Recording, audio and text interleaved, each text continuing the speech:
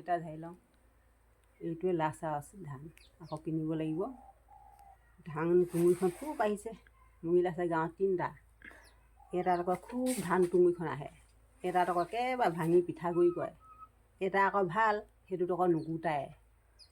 আজি ইয়াত ঝাৰি ঝাৰি থৈ দিম, পাছত আকৌ চালি ল'ম।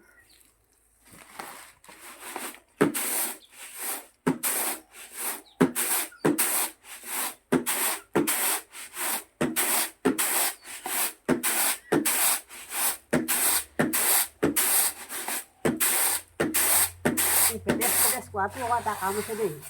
এই পেটেচ কৰাটো আকৌ মোৰ হেৰিখিনি ওলায়, খুন্দুখিনি সোনকালে ওলায়, সেইকাৰণে মই পেটেচ কৰিম। খুন্দুখিনি থৈ দিম, কুকুৰা পোৱালি হ'ব যে, কুকুৰা পোৱালিলৈ দিম।